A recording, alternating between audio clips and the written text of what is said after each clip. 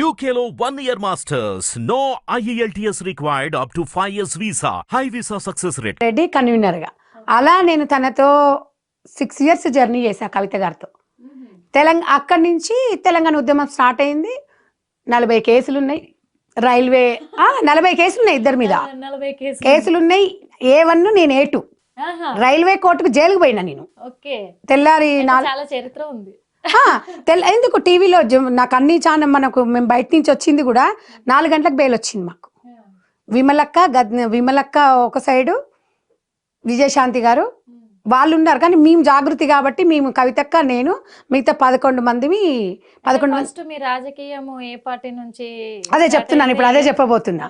So అలా మేము మొత్తం మీద తెలంగాణ అనేది సాధించాము. తెలంగాణ కోసం ఇప్పుడు గొప్ప చెప్పుకుంటా. నేను జైలుకు పోయేసి వచ్చినంటే నాకు ఇక జైలుకు పోయేసినాక నాకేం లేదు. అప్పుడు మా కుటుంబం ఎట్లా అంటే మా తాతల మా వాళ్ళ నుంచి అంతా పోలీస్ పటేల్ అనేది అప్పుడు విలేజ్లలో ఉంటుంది కదా, ఆ కుటుంబం నుంచి వచ్చి నేను బయటికి రావడమే ఫస్ట్ పేపర్లో వస్తే పేపర్లు వచ్చింది అంటే నేను ఒక కుట్టి శిక్షణ ఓపెన్ చేసి ఒక ఎమ్మెల్యే పేపర్లు వచ్చిందా అన్నట్టుగా అసలు ఏమన్నా ఉందా అని ఇంకా మా అమ్మోళ్ళకు తిట్టడము, అది చేయడం, మా పిల్లని అట్లా చేస్తున్నారు, ఇట్లా చేస్తున్నారు, అది చేస్తున్నారు అని.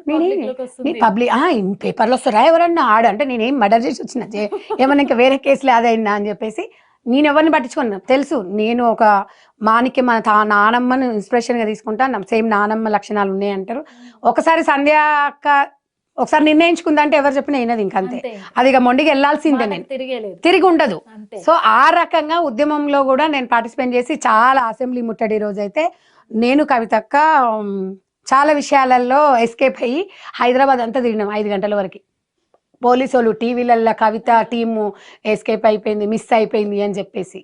ఆ రోజు మేము అసెంబ్లీ ముట్టడిచ్చిన రోజు ముళ్ళకంచెల మీద పడ్డాం. నాది ఇప్పటికీ అన్ని టీవీలలో ఉంటుంది. నేను పడ్డా నా మీద నుంచి కవిత గారు. అంటే కవిత గారు నేను ఒక ఓన్ సిస్టర్గా నేను తనని అంత ఆర్ట్ఫుల్గా చేసింది. తను కూడా ఒక ఉద్యమంలో కీలక పాత్ర పోషించింది. అట్ ద సేమ్ టైం మమ్మల్ని కూడా ఆ రకంగా నడిపించింది. తను తెలంగాణ వచ్చిన తర్వాత ఎంపీ అయిన తర్వాత మార్పు వచ్చింది. ఎందుకంటే మేమందరం బతుకులు బాగుంటాయి అనుకున్నాం. ఇంతసేపు ఆ మెంబర్ ఉండి ఇన్ని ఉద్యమాలు చేస్తాం. అనుకున్న తెలంగాణ వచ్చింది, తండ్రి సీఎం ఉన్నారు, రాజదలుచుకుంటే దెబ్బల కొదవన అన్నట్టుగా కనీసము మాకు ఎలాంటివన్నా పదవులు ఇచ్చి మహిళల కోసం అంటే జాగృతి సంస్థకు ఎన్జిఓలనే డెవలప్ చేయాలని పార్టీకి రమ్మన్నారు. నేను వెళ్ళలేదు, ఎందుకంటే నాకు రాజకీయం అనేది ఇష్టం లేదు. ఎందుకు ఇష్టం లేదు అంటే నేను సామాజిక వర్గాలకి న్యాయం చేయాలి అంటే ఒక పార్టీకి నేను అంకితం అయితే నన్ను మిగతా బీఆర్ఎస్ వాళ్ళు మిగతా బీజేపీ వాళ్ళు రిసీవ్ చేసుకోలేరు నన్ను అనుకున్నాం. కానీ కవిత గారిని ఎంపీ చేసేటప్పుడు నేను 3 నెలలు నిజామాబాద్లో ఉన్నా వాళ్ళ ఇంట్లో. అప్పుడు గెలిచిన తర్వాత తనలో మార్పు వచ్చిన తర్వాత నేను జాగృతి నుంచి బయటకు వచ్చిన. ఎందుకంటే ఇప్పుడు మనం కమిట్మెంట్స్ ఇచ్చినాం లేడీస్కి అందరికీ.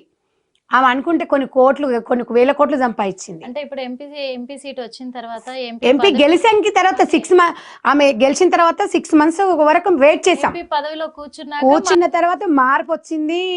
ఇంకా గన్మెన్లకు చెప్పడము, రానియకపోవడము, టైం ఇవ్వకపోవడం, లేదని చెప్పిపించడము నాకు మనస్తాపం అనిపించింది. నేను మదర్ ఫౌండేషన్ని వేరే వాళ్ళని అప్పచెప్పేసి నేను ఒక జాగృతి, ఒక కేసీఆర్ బిడ్డ, ఆయన ఎంపీగా కూడా ఉన్నారు కదా, ఉద్యమ నాయకులు, రేపు తెలంగాణ వస్తే మహిళలందరికీ బాగుంటుంది అంటే పదవి రాగానే మార్పు వచ్చింది అన్నప్పుడు నేను ఆ రోజే చెప్పిన తప్పకుండా మరో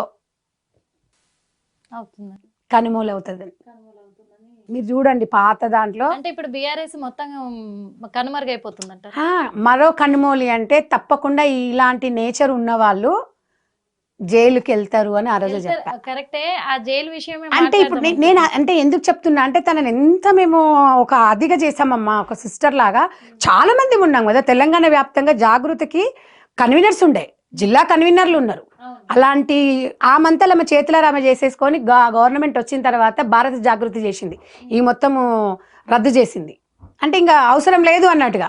నేను అనేది ఏంటంటే ఇప్పుడు కూడా అందుకని నేను ఎన్జిఓ పరంగా ఉంటే సంధ్యకకు 2 చంద్రముఖి, ఒకటి ఎన్జిఓ ఆర్గనైజేషన్ సంధ్యక్క, ఒకటి కాంగ్రెస్ పార్టీ అధికార ప్రతినిధి, ఇక్కడ ఫైర్ బ్రాండ్. ఇక్కడికి వచ్చినామా అంటే పొలిటికల్కి వస్తే ఎన్జిఓ తీయను, ఎన్జిఓలకు వస్తే పొలిటికల్ తీయను. అందుకే పొలిటికల్ విషయం అడగాలనుకున్నాను. ఎందుకు చెప్పండి. అంటే ఇప్పుడు అదే అయితే అది అయిపోయిన తర్వాత నాకు కొంచెం బాధ అనిపించి బయటకు వచ్చిన తర్వాత లేడీస్ అందరు కూడా ఇంకా ఊరుకోలేదు. ఇంకా మీరు కంపల్సరీ అంటే నీకు సపోర్ట్ లేదు కదా, నువ్వు పాలిటిక్స్లోకి వెళ్ళాలి అని అన్నది. నన్ను అడిగింది కవిత గారు బీఆర్ఎస్లోకి రమ్మని, టీఆర్ఎస్ రమ్మని, వద్దని చెప్పాను. తర్వాత